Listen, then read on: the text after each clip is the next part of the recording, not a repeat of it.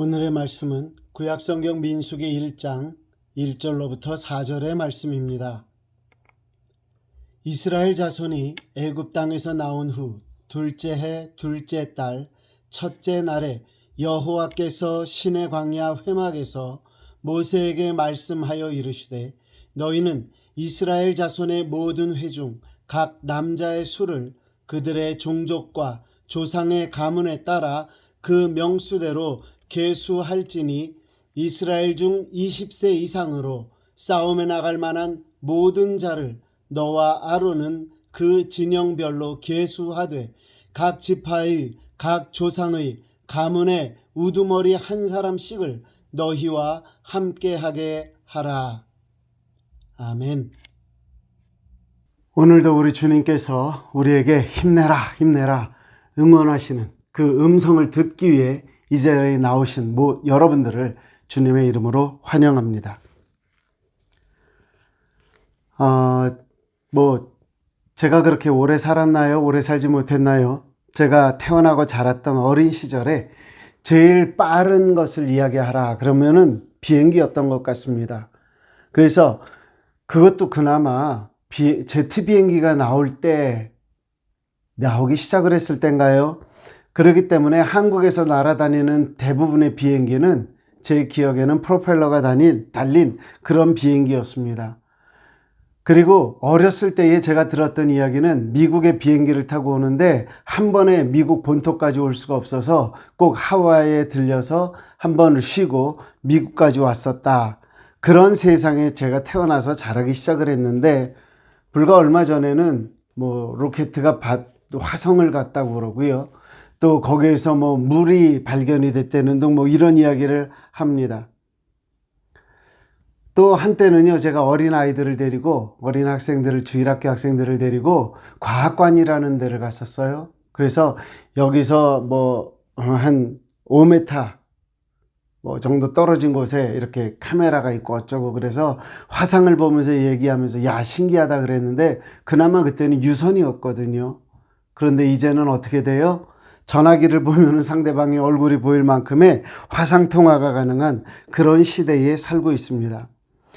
이렇게 되다 보니까 요새 특히 온라인 인터넷 그래갖고 엄청난 정보들이 카더라 통신들이 아니면 뇌피셜이라고 할 수 있는 개인적인 의견까지 막 뒤덮어버리고 있습니다. 이때 정말 중요한 게 뭘까요? 무엇이 진짜고 무엇이 가짜인가? 무엇이 맞는 것이고 무엇이 틀리는 것인가? 이거를 구별하는 것이 정말 중요한 일 아닐까요? 그렇다면 여기서 우리가 신앙인으로서 생각해봐야 될 건 뭘까요? 저는 정말 우리가 믿는 하나님이 진짜 하나님인가? 어떻게 믿는 것이 제대로 믿는 것인가? 내가 지금 너무 지나칠 정도의 열심인가? 아니면 나 지금 하나님을 믿는다고는 하면서 농땡이를 부리고 있는가? 한번 우리가 생각하고 필요하다면 결단하고 아니면 회개하는 그런 마음을 가져야 되지 않느냐 하는 거죠. 자, 지금 제가 출애굽기를 계속 사건별로 이끌고 가고 있는데 한번 생각해 보시죠. 모세가 시내산에 도착을 했습니다. 그리고 하나님의 명령대로 산에 올라가서 십계명 돌판을 받았습니다. 얼마나 지났을까요? 그 기간이. 성경은 처음 올라갔을 때를 출애굽기 24장 18절에 이렇게 기록하죠. 모세는 구름 속으로 들어가서 산 위에 올랐으며 모세가 40일 40야를 산에 있으니라. 자, 제가 갑자기 붕 뛴 것 같지만 앞에서 제가 뭐라 그랬죠? 이런저런 바쁘게 돌아가고 정신없는 세상에서 우리가 제대로 된 정보를 알아야 된다고 하면 자, 우리도 신앙인으로서 신앙에 대한 제대로 된 정보를 우리가 받아야 되겠다. 그러면 지금 출애굽기를 하는 과정 속에서 출애굽을 하는 이 이스라엘들 중에 어느 날 모세가 시내산에 도착을 해서 하나님에게 말씀을 받으러 갔다 이거죠. 그리고 얼마큼 있었어요? 40일 있었어요. 그런데 40일이 지나서 돌판을 가지고 내려오는데 이스라엘 백성들이 금송아지를 만들어 놓고 절을 하고 춤을 추고 있거든요. 모세가 그곳에서 돌판을 던져버렸잖아요. 그래서 깨어졌어요. 그리고 다시 한번 하나님 앞에 올라갑니다. 이 기록에 대해서 신명기서는 이렇게 기록하고 있는데요. 신명기 9장 18절에 보니까 그리고 내가 전과 같이 40주 40야를 여호와 앞에 엎드려서 다시요.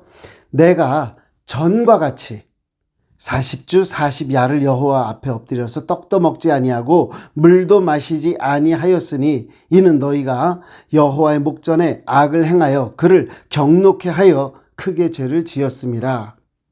이 말씀을 통해서 보면 앞에서 이미 40일을 금식을 하고 돌판을 가지고 내려오다가 깼잖아요. 그리고 올라가서 또다시 금식을 하는데 물도 떡도 아무것도 마시지 아니하고 40일을 있었다. 어떤 분들은 모세가 이스라엘을 살리기 위한 중보기도의 부분에 있어서 또 다른 40일을 이야기하시는 분들도 있습니다. 그러나 저는 잘 모르겠습니다. 그냥 성경에 이렇게 표현된 것만 가지고 80일, 약 2달 정도, 3달 정도라고 생각을 하는데, 이스라엘이 신광야에 도착했을 때부터 한번 기록을 해보면 출애굽기 19장 1절에 보니까 이스라엘 자손이 애굽 땅을 떠난 지 3개월이 되던 날 그들이 신의 광야에 이르니라. 그러니까 애굽에서 나와서 3개월이 됐던 어느 날 어디에 있어요? 시내산 앞에 내려왔다라는 거죠. 그리고 거기서부터 어떻게 해요? 모세가 산에 올라가서 40일을 금식하고 내려오고 또다시 준비하고 올라가서 또 다른 40일을 금식을 하고 내려왔습니다. 80일, 개월수로 따지면 약 3개월 가까이 되는 기간입니다. 그러면 두 번째 돌판을 가지고 내려왔을 그때까지의 기간을 생각해 보면 애굽에서 떠난 지 대략 한 6개월 정도 되는 것으로 보여집니다. 그런데 그 이후에 하나님께서 환상을 보여주시면서 말씀하신 성막을 온 이스라엘이 준비를 하지요. 그리고 만 1년이 되어졌을 때에 하나님께서는 이스라엘에게 이렇게 말씀하십니다. 민수기 9장 1절 2절에 보니까 애굽 땅에서 나온 다음 해 첫째 달에, 자요, 애굽 땅에서 나온 해 다음 해 1년이 지났다는 얘기예요. 첫째 달에 여호와께서 시내 광야에서 모세에게 말씀하여 이르시되 이스라엘 자손에게 유월절을 정한 기일에 지키게 하라, 이렇게 말씀하시죠. 즉 애굽에서 나온 지 1년 만에 시내 광야에 계속 머물면서 그곳에서 하나님은 이스라엘 백성들에게 유월절을 지키게 해라 라고 말을 했다라는 거죠. 그 기간 동안에 이스라엘 백성들은 또한 무엇을 했어요? 성막을 만드는 명령을 받지요. 민수기 1장 1절과 2절에 보니까 이스라엘 자손이 애굽 땅에서 나온 후 둘째 해 둘째 달 첫째 날에 여호와께서 시내 광야 회막에서 모세에게 말씀하여 이르시되 너희는 이스라엘 자손의 모든 회중 각 남자의 수를 그들의 종족과 조상의 가문에 따라 그 명수대로 계수할지라 라고 했어요. 자, 다음에 첫째 달에는 유월절을 지키라고 그랬고요. 그 둘째 해의 둘째 달, 다음에 둘째 달 첫째 날에는 하나님께서 말씀하실 때 뭐라고 했느냐? 계수를 해라, 이렇게 말씀하신 거죠. 그렇기 때문에 말씀을 정리해 보면 이런 것 같아요. 시내산에서 내려왔어요. 두 번째 금식을 마치고 6개월 가까이 되어서 내려왔을 때에 그로부터 주어지는 6개월 동안 이스라엘에게 주어진 명령은 뭐냐? 성막을 지어라 라고 하는 것이었고요. 그 다음에 첫째 날, 한 해가 지나고 첫째 달에 무엇을 하라고 그러셨느냐? 유월절을 지키라고 그러셨고요. 또 다른 한 달이 지나서 무엇을 하라고 해요? 계수를 해라, 백성들의 수를 세어라 라고 말씀을 하시는 거죠. 저는 이 일들, 한마디로 성막을 짓는 일, 유월절을 지키는 일, 그 다음에 백성의 수를 계수하는 일을 통해서 하나님은 이스라엘에게 무엇을 말씀하고 계시느냐, 무엇을 우리로 깨닫게 하시는 것일까 한번 생각해 봤거든요. 첫째로 오늘 말씀 속에서 성막이라는 것을 통해서 하나님이 우리에게 말씀하시는 것 혹은 명령하시는 것은 뭐냐? 하나님 중심의 백성이 되라 라고 하는 거죠. 모세가 하나님을 만나고 계명을 받으며 성막의 환상을 봅니다. 그리고 동시에 그 성막을 세우기 위해서 각종 준비해야 될 것을 이스라엘 백성들에게 명령을 하지요. 그리고 그들이 준비해온 것을 가지고 성막을 짓게 됩니다. 성막에 대한 디테일은 여러 가지로 우리가 이야기할 수 있는데 사실 시간이 좀 많이 걸려요. 저는 지금 이스라엘의 여정에 더 관심을 두고 있으니까 그냥 성막을 지었다라고 전제를 하면 민수기 2장 2절에 있는 말씀은 그 성막이 우리에게 어떤 의미를 주는지 분명하게 이야기를 합니다. 이스라엘 자손은 민수기 2장 2절입니다. 이스라엘 자손은 각각 자기 진영의 군기와 자기 조상의 가문의 기호 곁에 진을 치되 회막을 향하여 사방으로 치라. 그래서요 12지파가 레위지파를 뺀 12지파가 성막을 중심으로 이렇게 사방으로 성막을 지키는 형태로 자기의 진을 구축하는 것을 보게 됩니다. 다시 말해서 분명히 알 수 있는 건 뭐예요? 성막 중심으로 모여라 라고 하는 이야기죠. 하나님 중심으로 살아라 하는 이야기죠. 여러분, 삶의 중심이 하나님이라고 할 때에 저와 여러분들이 가장 중요하게 생각해야 될 것은 뭘까요?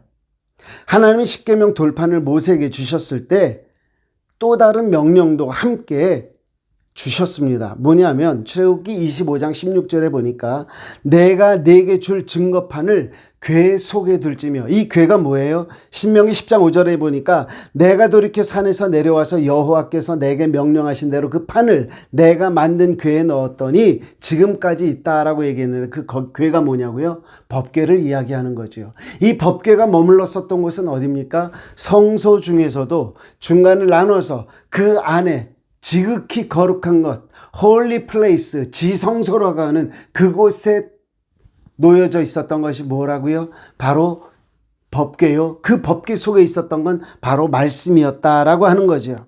여러분, 그러면 우리가 여기서 생각해 봐야 될 게 하나 있어요. 하나님 중심의 백성이 된다라고 하는 것은 무엇일까요? 여러분, 하나님 중심이라는 말이 뭐예요? 교회 중심이요? 맞습니다. 그런데 어떤 분은 교회 중심이라면 무조건 교회가 가까운 곳이어야 된다, 그렇게 생각하실 수도 있어요. 제 생각에는 교회가 가까우면 신앙생활하는 데 도움이 되는 것도 사실입니다. 그러나 보다 중요한 건 뭘까요? 하나님 중심이라고 하는 말 속에 우리가 분명히 알아야 될 것은 뭐예요? 말씀 중심이다 라고 하는 거죠. 말씀이 중심이 되지 않으면 우리는 하나님 중심이 될 수가 없어요. 여러분, 이 말씀 기억하십니까? 마태복음 13장 13절에 예수님이 주시는 말씀, 그러므로 내가 그들에게 비유로 말하는 것은 그들이 보아도 보지 못하며 들어도 듣지 못하며 깨닫지 못함이니라. 저는 이 말씀이 굉장히 가슴 아프게 들려요. 왜냐? 하나님께서 말씀을 주시는데 우리가 깨닫지를 못해요. 들어도 무슨 말인지를 모른대요. 예수님께서 다니엘서를 통해서 인용하시면서 이런 말씀을 하셨죠. 마태복음 24장 15절에 보니까 그러므로 너희가 선지자 다니엘이 말한 바 멸망에 가증한 것이 거룩한 곳에 선 것을 보거든. 멸망에 가증한 것이 거룩한 곳에 선 것을 본대요. 여러분, 이 말을 들으면 무엇을 생각하십니까? 하나님의 말씀은 지극히 거룩한 거예요. 그런데 요새는 하나님의 말씀 비슷한 것이 어디에 쓴다? 거룩한 곳에 선다라는 얘기예요. 하나님의 말씀을 대신한다는 거예요. 하나님 중심으로 살아야 되는데, 하나님 중심은 말씀 중심이어야 되는데, 그 말씀의 자리에, 그 홀리 플레이스에 말씀 아닌 것, 하나님이 말하지 않은 것들이 자리를 잡고 있는 부분도 많이 있다. 근데 안타까운 거는요, 들어도 알지 못하고 깨닫지를 못한다라고 하는 거죠. 여러분, 제가요 요즘에 좀 힘든 일이 있었어요. 근데 어떤 분이 저에게 충고를 주셨어요. 뭐라고 하셨느냐? 하다못해 구글을 해서라도 분명히 내가 말을 해줘야지, 그냥 아무것도 모른다고 그냥 내버려두면 어떡하느냐, 그런 말을 하더라고요. 그런데 저는 그 말보다도 그 음성을 들으면서 하나님의 음성처럼 제 마음에 와서 닿은 건 뭐냐? 네가 성경을 제대로 알지 못하면서 어떻게 나를 알으려고 하느냐라는 거죠. 내가 하나님 말씀을 알지 못하는데 하나님을 어떻게 알아요? 왜? 성경은 하나님이 기록하셨잖아요. 제가 성경 말씀을 두려워하는 이유가 있어요. 왜? 하나님의 말씀을 읽으며 제대로 깨닫지 못하는 이유를 예수님이 설명해 주셨기 때문이죠. 요한복음 8장 47절에 있는 말씀 보면 하나님께 속한 자는 하나님의 말씀을 듣나니 너희가 듣지 아니함은 하나님께 속하지 아니하였습니다. 우리가 들어도 깨닫지 못하고 하나님의 말씀이 우리의 귀에 들리지 않는 이유가 분명해요. 뭐예요? 하나님에게 속하지 않았대요. 이게 얼마나 두려운 말씀이냐고요. 오늘도 저는 하나님 앞에 무릎을 꿇어요. 하나님, 저에게 하나님의 음성 들려주세요. 들리지 않아요. 그러니까 여기 가서 기웃거리고 저기 가서 기웃거립니다. 아니요. 여러분들이 하나님의 말씀을 제대로 알지 못하면 강달상의 선자가 하나님의 말씀을 잘못된 말씀으로 전해도 여러분들이 알아들을 수가 없다고요. 하나님의 말씀을 제대로 알고 하나님 중심으로 신앙생활하는 것, 이것이 바로 성막을 만들고 이스라엘의 12지파 가운데 그 성막을 있게 하신 하나님의 이유입니다. 하나님이 오늘 뭐라고 말씀하셔요? 하나님 중심으로 살아라. 말씀 중심으로 살아라. 그러기 위해서는요, 말씀을 읽고 깨닫기 위해서 노력하되 하나님의 영으로 깨우침을 주옵소서 기도하는 우리가 되어야 하지 않겠느냐 하는 거죠. 바라기는요, 우리 모두가 하나님 중심, 말씀 중심의 하나님의 자녀가 되어서 세상에서 소금처럼 빛처럼 하나님의 영향력을 나타내는 하나님의 자녀들 될 수 있기를 주님의 이름으로 축복합니다. 두 번째로 우리가 알아야 될 건 뭐냐? 유월절을 지키라고 그랬거든요. 유월절을 통해서 우리가 기억해야 될 것, 깨달아야 될 건 뭐냐? 한번 따라해 보실래요? 생명이 하나님 손에 있다. 유월절을 통해서 하나님께서 우리에게 깨닫도록 촉구하시는 거는요, 너의 생명이 누구 손에 달렸니? 라고 하는 것이다 라는 거죠. 여러분, 우리 생명이 누구에게 달렸습니까? 잘 아시죠? 그런데 하나님 무서워하지 않아요? 내 생명줄을 쥐고 있는데. 어느 날 사탄이 하나님 앞에 와서 이런 얘기를 합니다. 하나님, 저기 저 땅에 구스 땅에 욥이라는 사람이 있는데 하나님이 제일 너무 잘해 주시는 것 같아. 그러니까 쟤한테서 제가 많은 걸 뺏어 올게요. 그러고도 하나님을 원망하지 않나 한번 보실래요? 그러고 이야기를 하죠. 하나님께서 뭐라고 얘기합니까? 요한복음 1장 12절에 욥기 1장 12절에 이렇게 말합니다. 여호와께서 사탄에게 이르시되 내가 그의 소유를 다 내 손에 맡기노라. 다만 그의 몸에는 내 손을 대지 말지니라. 사탄이 곧 여호와 앞에서 물러가니라. 여기서 보면은요, 내 손에 맡기노라. 다만 그의 몸에는 내 손을 대지 말지니라. 이 말이요, 이미 그 모든 소유를 네가 마음대로 해도 좋다. 그런데 걔 몸에는, 걔 생명에는 손대지 말아라 라고 하는 거죠. 욥이 가진 모든 것에 대해서 줄 수도 뺏을 수도 있는 자가 누구였다? 사탄이었다. 그러나 절대로 손댈 수 없는 한 가지가 있었어요. 뭐예요? 욥의 생명이었다라는 거죠. 예수님은 우리에게 이렇게 말씀하시죠. 마태복음 10장 28절, 몸은 죽여도 영혼은 능히 죽이지 못하는 자들을 두려워하지 말고 오직 몸과 영혼을 능히 지옥에 멸하실 수 있는 이를 두려워하라. 여러분, 우리 생명은 하나님께 있다고요. 제가 이런 말씀을 드리는 이유는요, 하나님은 광야 생활이 시작된 지 1년이 되던 시점에서 유월절 이야기를 하셨다라는 거예요. 1년이 지나는 동안에 무슨 일이 있었냐고요? 물의 사건이 2번 있었고요. 아말렉과의 전투 싸움이 있었어요. 그리고요, 우상을 섬기려다가 두들겨 맞아갖고 3천여 명이 죽은 일도 있었어요. 그리고 그 후에는 하나님의 성막을 위해서 준비하던 이스라엘 백성들이에요. 그 하나님께서 이스라엘 백성들에게 분명히 말하는 거예요. 민수기 9장 4절에 있는 말씀 보니까 모세가 이스라엘 자손에게 명령하여 뭐를요? 유월절을 지키라 했다라고 하는 거죠. 여기서 우리는 유월절이 무엇인지, 유월절의 특징을 한 2가지만 제가 말씀드려 볼게요. 첫째는 뭐냐? 한 해가 시작되는 첫 달이다라고 하는 거죠. 출애굽기 12장 2절과 3절에 있는 말씀 보니까 이 달을 너희에게 달의 시작 곧 첫 해의 달이 되게 하고 너희는 이스라엘 온 회중에게 말하여 이르라. 이 달 열흘에 너희 각자가 어린 양을 잡을지니 그 가족대로 그 식구를 위하여 어린 양을 취하라 라고 하는 거죠. 달의 시작이에요. 달의 시작. 한 해의 첫 달이라는 거죠. 그리고 그때 해야 될 일은 뭐예요? 양을 잡는 일이다라는 거죠. 그리고 하신 말씀 12장 12절에 가서 보면 내가 그 밤에 애굽 땅에 두루다니며 사람이나 짐승을 막론하고 애굽 땅에 있는 모든 처음 난 것을 다 치고 애굽의 모든 신을 내가 심판하리라. 나는 여호와라. 내가 애굽 땅을 칠 때에 그 피가 너희가 사는 집에 있어서 너희를 위하여 표적이 될지라. 내가 피를 볼 때에 너희를 넘어가리니 재앙이 너희에게 내려 멸하지 아니하리라. 6월절은 한 해의 시작이라고 하는 것이며 동시에 뭐예요? 죽음의 사신이 넘어갔다. 그래서 6월절이라고 이야기를 하는 겁니다. 6월절의 특징 뭐라고요? 시작이다. 또 하나는요, 죽음의 신이 넘어갔다라고 하는 거죠. 여러분, 이런 생각을 한번 해보자고요. 과연 나는 하나님이 나를 살리셨다라고 하는 것을 제대로 믿고 신앙생활을 하는가?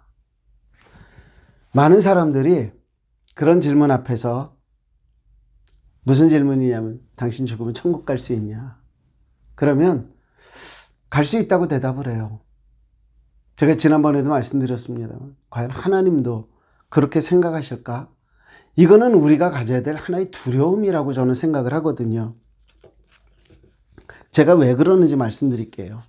세례 요한이라는 사람이 있습니다. 요한복음 1장 29절에 보면 이튿날 요한이 예수께서 자기에게 나오심을 보고 이르되 보라 세상 죄를 주고 가는 하나님의 어린 양이로다. 예수 그리스도가 누구이신지를 한눈에 알아본 사람, 가장 먼저 알아본 사람 누구요? 세례 요한이라고 하는 거죠. 그런 그가 누가복음 7장 19절에 이런 표현을 합니다. 요한이 그 제자 중 둘을 불러 주께 보내어 이르되 오실 그이가 당신이오니까 우리가 다른 일을 기다리오리까. 무슨 말이죠? 예수님, 당신이 세상죄 지고 가는 어린 양인 거는 알아요. 근데 우리가 기대하는 그 메시아 맞습니까? 틀립니까? 지금 이것을 물어보는 겁니다. 무엇이 예수 그리스도를 한 번에 알아봤던 그 세례 요한을 이러한 두려움에 떨게 만들었느냐 하는 거죠. 뭐예요? 현실이에요. 그 당시에 세례 요한이 맞이했던 현실은 뭔데요? 죽음이라고 하는 거였죠. 그렇기 때문에 그 현실, 죽음이라고 하는 현실은 세례 요한의 믿음을 어디까지 떨어뜨렸다? 저 바다 끝까지 떨어뜨렸다라는 거죠. 저는 요한의 마음을 좀 알 것 같습니다. 저는 정말로 힘든 과정을 너무너무 많이 겪었습니다.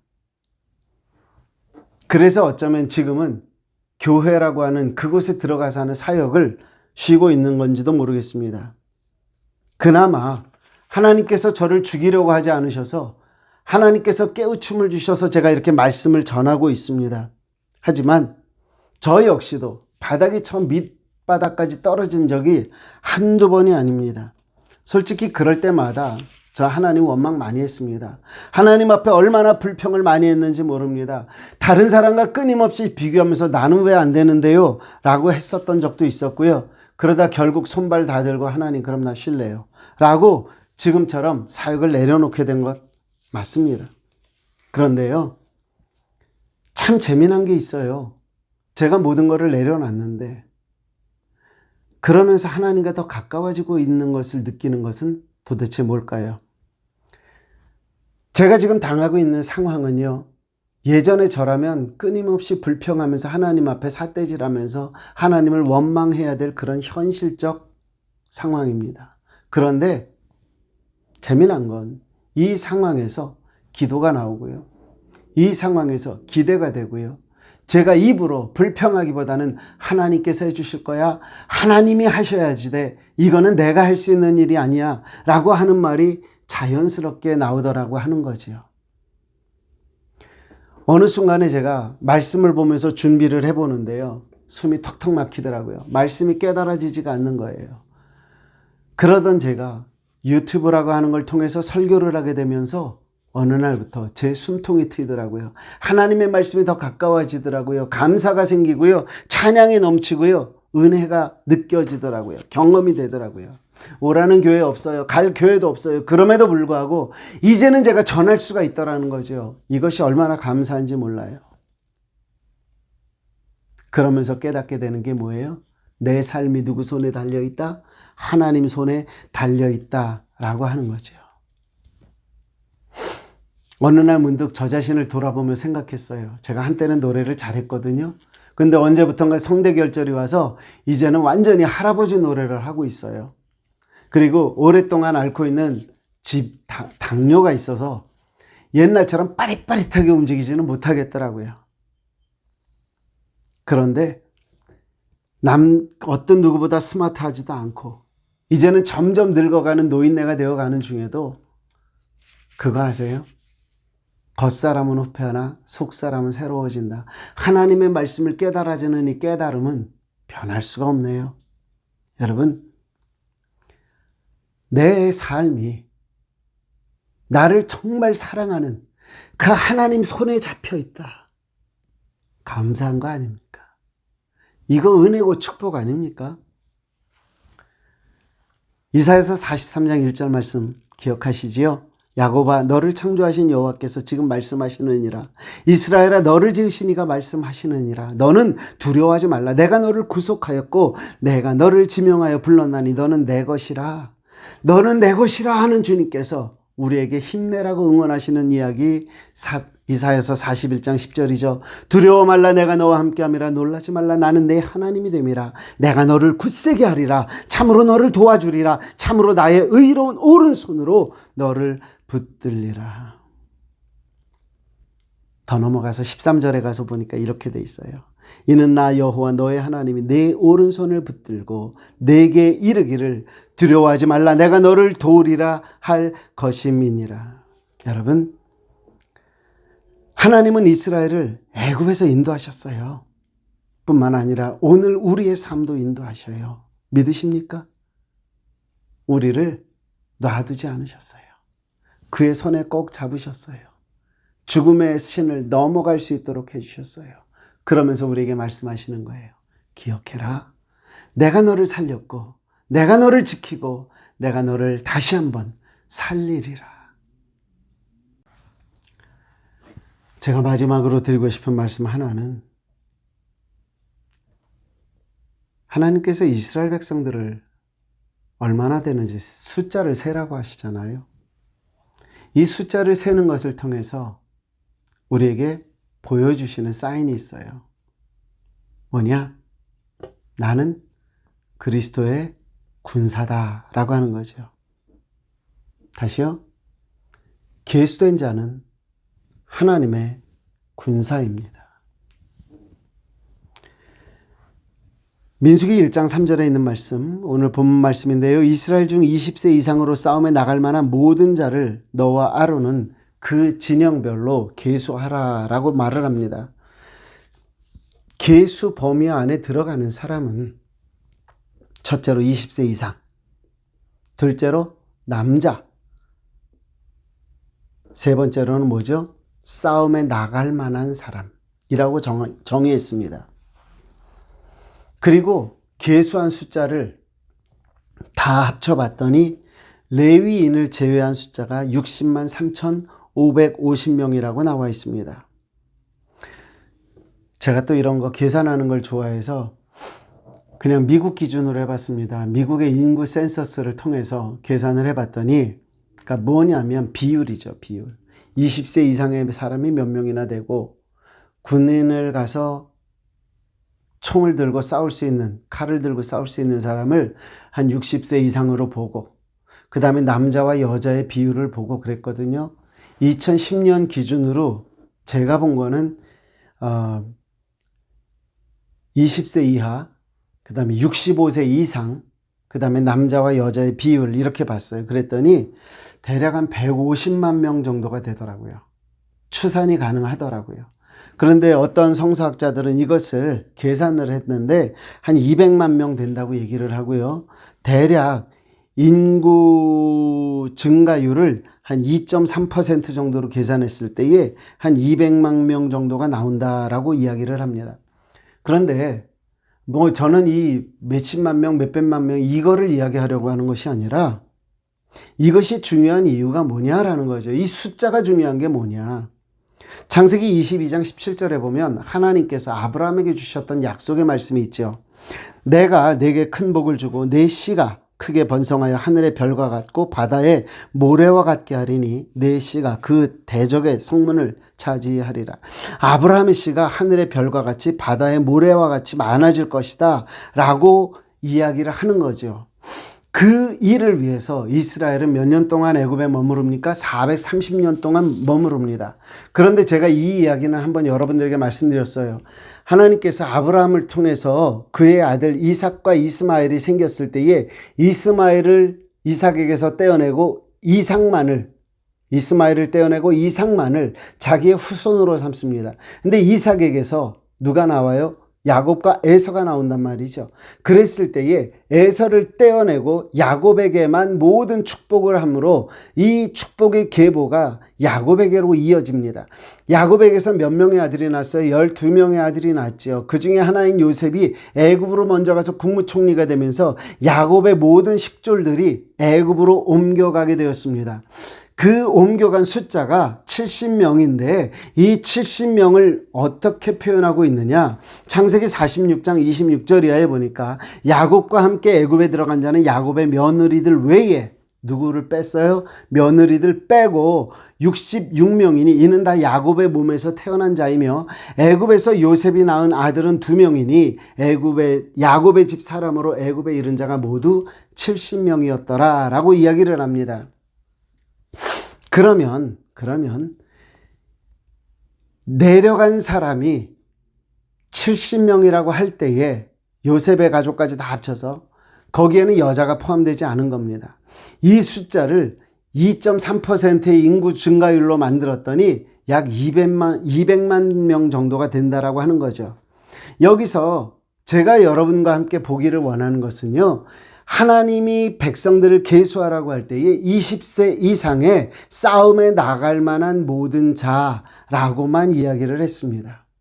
싸움에 나갈 만한 모든 자, 20세 이상으로. 저는 이 말씀을 묵상을 하면서 문득 사도 바울의 말씀이 생각났습니다. 디모데후서 2장 3절에 보니까 너는 그리스도 예수의 좋은 병사로 나와 함께 고난을 받으라 라고 말씀을 하고 있는 거죠. 우리를 무엇라고 생각을 해라? 군인이라고 생각을 해라. 누구를 위해서? 하나님을 위한 군인이다라는 거죠. 그런데 이 군인, 하나님의 군인들이 싸워야 할 대상이 분명합니다. 에베소서 6장 12절 이하에 보니까 우리의 씨름은 혈과 육을 상대하는 것이 아니요 통치자들과 권세들과 이 어둠의 세상 주관자들과 하늘에 있는 악의 영들을 상대함이라. 그러므로 하나님의 전신 갑주를 취하라. 이는 악한 날에 너희가 능히 대적하고 모든 일을 행한 후에 서기 위함이라. 자세하게 뭐 어떤 내용이 없어요. 20세 이상 싸울 수 있는 모든 남자들 이렇게만 정해져 있거든요. 그러면 이 말은 뭐냐면 세워진 사람 60만 3,550명이라고 하는 이 숫자는 다 어떤 사람이다? 하나님의 군사들이다 라는 거죠. 여러분 이 말을 우리 스스로에게 적용하면 내가 구원받았다라고 이야기를 하면 어떻게 해야 돼요? 어떻게 해야 됩니까? 내가 군인됨을 알아야 된다라고 하는 거죠. 사도 바울이 우리에게 뭐라고 했는데요? 디모데전서 6장 12절에 있는 말씀 보니까 믿음의 선한 싸움을 싸우라. 영생을 취하라. 이를 위하여 내가 부르심을 받았고 많은 증인 앞에서 선한 증언을 하였도다. 우리에게 싸우라고 합니다. 어떤 싸움이요? 믿음의 선한 싸움이요. 무엇을 위해서요? 영생을 위해서요. 그러기 위해서는 어떻게 해야 돼요? 우리의 영혼이 깨어 있어야 된다라는 거죠. 우리의 영혼이 잠들어 버리면 싸움을 하지를 못하는 겁니다. 이에 대해서는 베드로가 우리에게 잘 설명을 해주고 있죠. 베드로전서 5장 8절에 근신하라 깨어라 너희 대적 마귀가 우는 사자같이 두루 다니며 삼킬 자를 찾는다. 사도 베드로는요 이 이야기를 할 때 얼마나 간절했을까요? 왜? 자기가 잠들어 있는 순간에 자기는 사탄에게 놀림을 당했고 그것 때문에 예수님을 모른다고 부인까지 했었어야 하니 말입니다. 저는 이 말씀이 저와 여러분들에게 도전이 되기를 원합니다. 구원받았습니다. 그러나 하나님의 은혜로 말미암아 구원받은 자라는 그 말은 동시에 뭐다? 하나님의 군사라는 의미이다 라고 하는 거죠. 여러분 하나님의 군사 되신 것을 믿으십니까? 그게 진짜 축복인 것을 여러분들 믿으십니까? 말씀 정리할게요. 오늘 말씀은 우리에게 세 가지를 분명하게 얘기합니다. 하나님 중심의 신앙생활 해라. 하나님 중심이 무슨 뜻이라고요? 말씀 중심의 신앙생활 해라. 내가 말씀을 알지 못하면 세상에 흘러 넘치는 그 많은 말씀들이 진짜인지 가짜인지 구별을 못한다 그랬어요. 하나님 앞에 기도하면서 하나님 이 말씀의 깨달음을 허락하여 주옵소서. 하나님 앞에 기도하며 말씀을 읽을 때에 말씀 중심, 하나님 중심의 성도가 될 수 있을 것입니다. 두 번째로 뭐라고요? 유월절을 통해서 우리에게 무엇을 기억하라고요? 너의 생명이 누구 손에 있느냐? 너의 생명이 누구 손에 있느냐? 우리의 생명이 누구 손에 있어요? 하나님 손에 있어요. 그것 때문에 하나님은 유월절을 기억하라고 그랬어요. 그것 때문에 한 해의 시작을 유월절을 갖다 놓고 기념하면서 내가 금년 한 해에는 내 생명을 하나님이 지켜주심을 믿고 이런 각오를 하게끔 만들으셨다라고 하는 거죠. 내 생명의 주인이 하나님이십니다. 고백하는 우리 모두가 되기를 바라고요. 마지막 한 가지는 뭐라고요? 하나님께서 세신 숫자 안에 들어간 사람은 뭐다? 하나님의 군사다. 여러분, 하나님 군사예요. 믿으십니까? 아무쪼록 하나님 중심으로 나의 생명이 하나님께 있음을 믿고 담대하게 나가서 싸우되 하나님의 군사답게 승리하며 주님을 찬양하는 승주찬, 승리하며 주님을 찬양하는 하나님의 백성들 되시기를 주님의 이름으로 축복합니다. 좋으신 아버지 감사합니다.